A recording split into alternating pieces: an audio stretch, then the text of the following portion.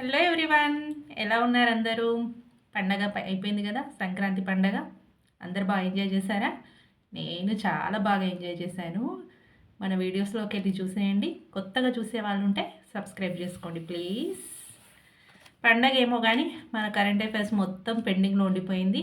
ఊరు వెళ్ళడం వల్ల కరెంట్ అఫైర్స్ని వీడియో షూట్ చేయడం కుదరలేదు. చదువుకున్నాను ఒక 8 డేస్, జనవరి 4 నుంచి జనవరి 21 వరకు కరెంట్ అఫైర్స్ 8 డేస్ పెండింగ్ ఉంది. అది మొత్తం కలిపి ఒక వీడియోలో చెప్పేస్తాను ఫాస్ట్గా. ఈరోజైతే జనవరి 22 మరియు జనవరి 23కి సంబంధించిన కరెంట్ అఫైర్స్ చూద్దాం. ట్రంప్ జనవరి 20వ తారీఖున ప్రమాణ స్వీకారం చేశాడు కదా, అమెరికా అధ్యక్షుడు. అతడు జన్మతా వచ్చే పౌరసత్వాన్ని రద్దు చేశాడు. ఈ ట్రంప్ 47వ అధ్యక్షుడిగా బాధ్యతలు స్వీకరించాడు జనవరి 20వ తారీఖున. మరి కొన్ని ఎగ్జిక్యూటివ్ ఆర్డర్స్ని జారీ చేశాడు.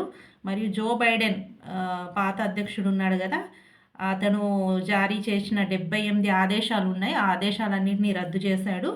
మరియు ప్యారిస్ ఒప్పందంతో పాటు WHO, ప్రపంచ ఆరోగ్య సంస్థ నుంచి కూడా అమెరికా వైదొలుగుతున్నట్టు ప్రకటించాడు ట్రంప్. ఈ WHOకి, వరల్డ్ హెల్త్ ఆర్గనైజేషన్కి అమెరికా $500 మిలియన్ సహాయాన్ని అందిస్తుంది. చైనా మాత్రం $39 మిలియన్ అందిస్తుంది.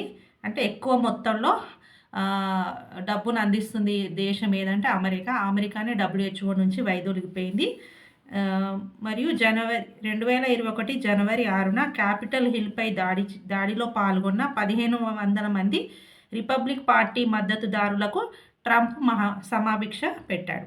2021 జనవరి 6న క్యాపిటల్ హిల్పై దాడి చేసిరు. అందులో దాడి చేసిన 1500 మందిని కూడా క్షమాభిక్ష పెట్టి వదిలేశాడు. మరియు వలస వచ్చిన వారికి అమెరికా గడ్డపై పిల్లలు పుడితే ఆ చిన్నారులకు సహజంగా పౌరసత్వం లభిస్తుంది. అదే మనకు జన్మతా వచ్చే పౌరసత్వం. ఆ పౌరసత్వ చట్టాన్ని రద్దు చేశాడు.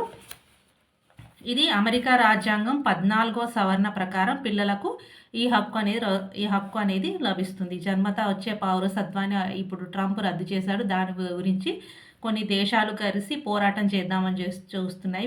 ఇవి అమెరికా రాజ్యాంగం యొక్క 14వ సవరణ ద్వారా ఈ హక్కు అనేది లభిస్తుంది. అదేవిధంగా కెనడా, మెక్సికోలపై 25% అదనపు సుంకాలను కూడా విధిస్తూ ఉత్తర్వులను జారీ చేశాడు. ఇది అమెరికా అధ్యక్షుడు డొనాల్డ్ ట్రంప్ తీసుకున్న ముఖ్యమైన కొన్ని నిర్ణయాలు.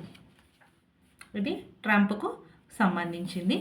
అదేవిధంగా ఛత్తీస్గఢ్, ఒడిస్సా రాష్ట్రాల సరిహద్దులో భారీ ఎన్కౌంటర్ జరిగితే అందులో మావోయిస్ట్ అగ్రనేత అయిన చలపతి అనే అతను మృతి చెందాడు. ఇతని అసలు పేరు రామచంద్రారెడ్డి ప్రతాప్ రెడ్డి. ఇతడు మనకు అలిపిరిలో అప్పట్లో చంద్రబాబు మీద బాంబ్ బ్లాస్ట్ జరిగింది కదా కారులో, అతను త్రుటిలో తప్పించుకున్నాడు. ఆ దాడిలో ముఖ్య పాత్రధారుడు ఈ చలపతి. ఈ చలపతిను ఒడిస్సా మరియు ఛత్తీస్గఢ్ సరిహద్దులో జరిగిన ఎన్కౌంటర్లో ఇతను మరణించడం జరిగింది. ఇతని మీద ₹1,00,00,000 రివార్డ్ అనేది ఉండేది.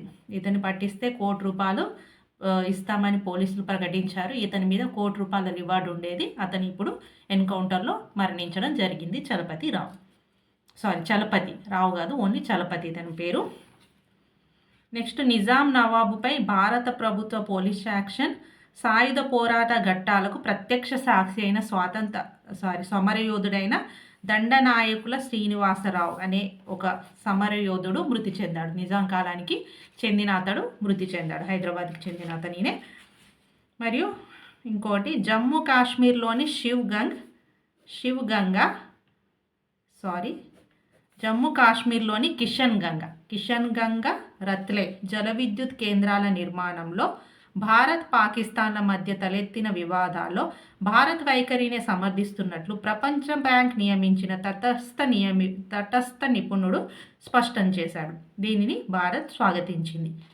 కిషన్ గంగా రత్లే జల విద్యుత్ కేంద్రం అనేది ఏర్పాటు చేసుకోవాలని, వాటి నదుల మధ్య జల విద్యుత్ కేంద్రాన్ని ఏర్పాటు చేసుకోవాలని భారత్ భావిస్తుంది. దాన్ని పాకిస్తాన్ అనేది వ్యతిరేకిస్తుంది. ఆ వివాదాన్ని పరిష్కరించడానికి ప్రపంచ బ్యాంక్ నియమించిన తటస్థ నిపుణుడు భారత్ యొక్క వైఖరి సమర్థవంతమైందని, భారత్ యొక్క వైఖరి కరెక్ట్ అని అతను సమర్థించాడు. దీన్ని భారత్ అనేది స్వాగతించింది. సింధు నదికి ఉపనదులైన జీలం, చీనాబ్పై భారత్ జల విద్యుత్ కేంద్రాలను నిర్మిస్తుండడాన్ని పాక్ తీవ్రంగా వ్యతిరేకిస్తుంది. జల విద్యుత్ కేంద్రాన్ని సింధు నదికి ఉపనదులైన జీలం, చీనాబ్లపై నిర్మిస్తున్నారు. దాన్ని మాత్రం పాక్ ఖండిస్తుంది. ఇండియా పాక్ మధ్య 1960 నాటి సింధు నది జలాల పంపిణీ ఒప్పందం ప్రకారం 1960లోనే వీళ్ళు సింధు నది జలాలను ఏ విధంగా పంపిణీ చేసుకోవాలని ఒక ఒప్పందం చేసుకున్నారు. ఆ ఒప్పందం ప్రకారమే మన భారత్ అనేది ఒక జల విద్యుత్ కేంద్రాన్ని నిర్మించుకోవాలని భావిస్తుంది. కానీ దానికి పాక్ అనేది అభ్యంతరం తెలుపుతుంది. ఆ ఒప్పందం ప్రకారం ఏంటంటే ఈ ఉపనదుల జలాలను భారత్ సాగు కోసం పరిమితంగా, జల విద్యుత్ కోసం గరిష్టంగా ఉపయోగించుకోవచ్చని 1960లోనే భారత్, పాకిస్తాన్లు ఒప్పందం చేసుకున్నాయి. దాని ప్రకారం ఇప్పుడు కిషన్ గంగా రాత్లే ప్రాజెక్టు ఏర్పాటు చేసుకోవాలని, అణు విద్యుత్ ప్రాజెక్టును ఏర్పాటు చేసుకోవాలని అణు విద్యుత్ కాదు, జల విద్యుత్ ప్రాజెక్ట్ని ఏర్పాటు చేసుకోవాలని భారత్ భావిస్తుంది. కానీ పాక్ మాత్రం దీని మీద వివాదాన్ని లేవెత్తుతుంది. ఏ వివాదాన్ని పరిష్కరించుకోవాలైనా ఒక తటస్థ నిపుణుని నియమించుకోవాలని ఆ ఒప్పందం ప్రకారం అప్పుడే నిర్ణయించుకున్నాడు. ఆ తటస్థ నిపుణుడిని ప్రపంచ బ్యాంక్ అనేది నియమిస్తుంది. ఆ తటస్థ నిపుణుడు కూడా మన భారత్కే సపోర్ట్ చేస్తున్నాడు. దీన్ని పాక్ అనేది సమర్థించడం లేదు. ఇది మన జల విద్యుత్ కేంద్రానికి, కిషన్ గంగా రాత్లే జల విద్యుత్ కేంద్రానికి సంబంధించింది మరియు ఇండియా పాక్కు సంబంధించిన వివాదం. బాంబే హైకోర్టు సీజే, ఇది ఇంతకుముందే చెప్పుకున్నాం. మన తెలంగాణ హైకోర్టు నుంచి ఇతను బాంబే హైకోర్టుకు బదిలీ అయ్యాడు. అలోక్ అరాతే అనే అతను బాంబే హైకోర్టు చీఫ్ జస్టిస్గా అయ్యాడు. ఇంతకుముందు ఇతను మన తెలంగాణ హైకోర్టు చీఫ్ జస్టిస్గా ఉండేవాడు, అలోక్ అరాదే. నెక్స్ట్, మహిళా సంఘాలతో జిల్లాలకు 2 చొప్పున సౌర విద్యుత్ ప్లాంట్లు ఏర్పాటు చేయాలని తెలంగాణ గవర్నమెంట్ నిర్ణయించింది. 2 చొప్పున సౌర విద్యుత్ ప్లాంట్లు మొత్తం 34 జిల్లాల్లో 64 మెగావాట్ల సౌర విద్యుత్ను ఉత్పత్తి చేయాలని. మొత్తం ఎన్ని మెగావాట్లు? 64 మెగావాట్లు. దీన్ని ఇందిరా మహిళా శక్తి పథకం కింద ఏర్పాటు చేయాలని భావిస్తున్నారు. ఏ పథకం కింద ఈ సౌర విద్యుత్ ప్లాంట్లను ఏర్పాటు చేస్తున్నారంటే ఇందిరా మహిళా శక్తి పథకం. పైలట్ ప్రాజెక్ట్ కింద ఒక్కో మహిళా సంఘానికి 1 మెగావాట్ చొప్పున 64 సంఘాలకి 64 సౌర విద్యుత్ ప్లాంట్లను స్థాపించేందుకు ఆర్థిక శాఖ ఆమోదం తెలిపింది. మొత్తం 64 మెగావాట్లు అనుకున్నాం కదా, మొత్తం 64 సంఘాలు ఉన్నాయి.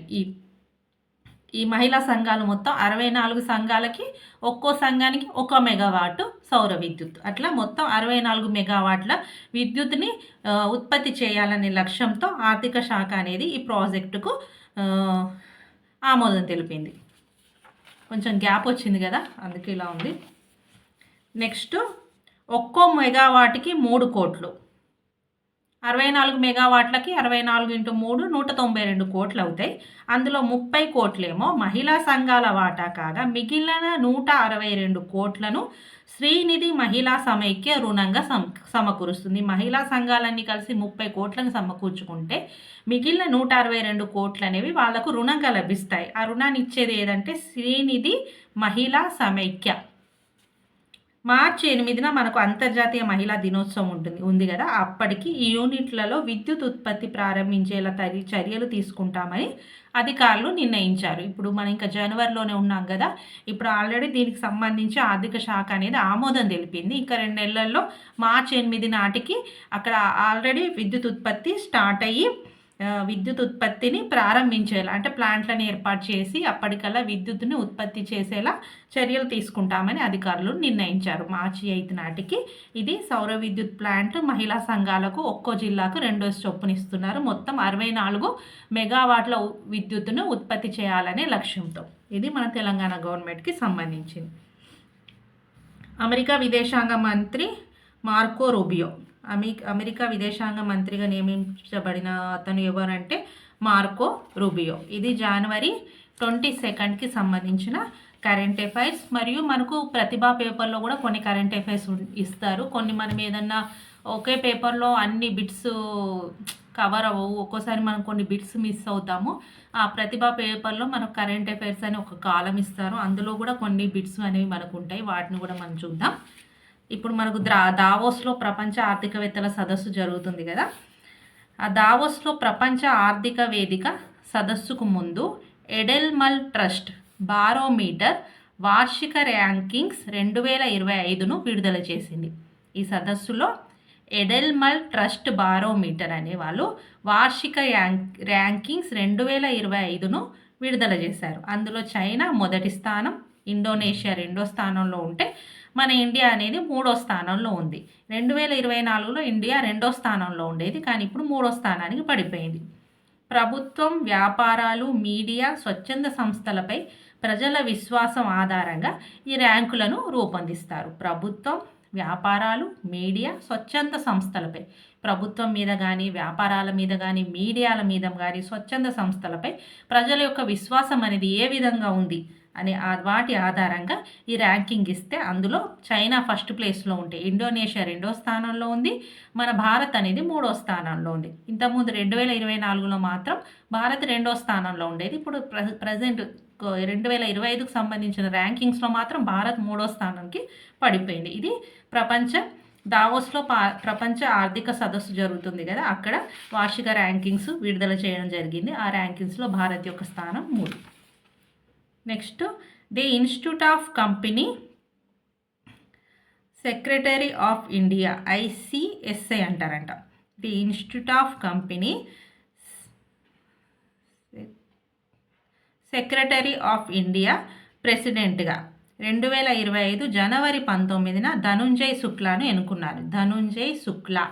ICSI ప్రెసిడెంట్ ఎవరు ప్రస్తుతం అంటే Dhananjay Shukla, the Institute of Company Secretary of India. Vice president ఏమో పవన్జీ చందక్. ధనుంజయ్ శుక్లా అనే అతను ప్రెసిడెంట్ ICSIకి, వైస్ ప్రెసిడెంట్ ఏమో పవన్జీ చందక్.